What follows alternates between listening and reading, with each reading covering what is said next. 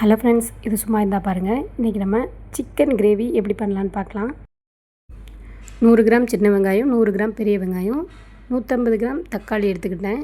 அது கூட ஒரு தேங்காய் சில், இஞ்சி பூண்டு பேஸ்ட் ஃபஸ்ட்டு அரைச்சிட்டு, அடுத்து தேங்காய், கொஞ்சோண்டு மிளகு, அது கூடவே சோம்பு, கசகசா, அப்புறம் வெங்காயம் தக்காளியை போட்டு ஒரே தான் மிக்சியில் அடித்து எடுத்து வச்சுக்கலாம். அப்படியே எண்ணெய் காஞ்சதும் கடுகுளுந்து, கருவேப்பிலை, சோம்பு, வெங்காயம் எல்லாம் சேர்த்து நல்லா வதக்கிடலாம்.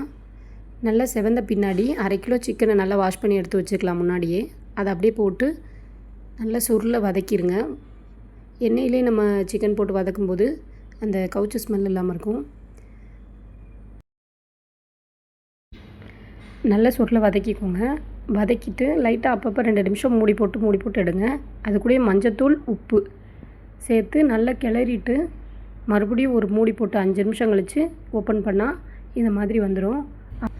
அரைச்சி வச்சுருக்க எல்லாத்தையும் போட்டு நல்லா சுருள வதக்குங்க. பச்சை வாசனை போக வதக்கிட்டு ஒரு மூடி போட்டு 2 நிமிஷத்துக்கு ஒரு தடவை கிளறி விட்டுட்டு, அப்புறம் நீங்கள் தேவையான மசாலா, அதாவது சிக்கன் மசாலா வாங்கிக்கிட்டாலும் சரி தான், இல்லாட்டி வீட்டில் இருந்த சிக்கன் மசாலா போட்டாலும் ஓகே.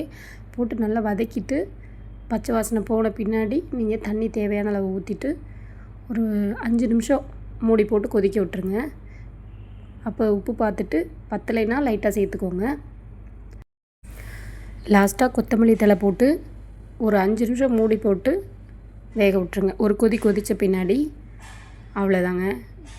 இந்த அளவுக்கு வந்துச்சுனாலே உங்களுக்கு கிரேவி ரெடி ஆயிடுச்சு. இவ்வளோ தான் சிம்பிளாக நான் பண்ணுவேன். வேறு எக்ஸ்ட்ராலாம் ஆட் பண்ண தெரியாது.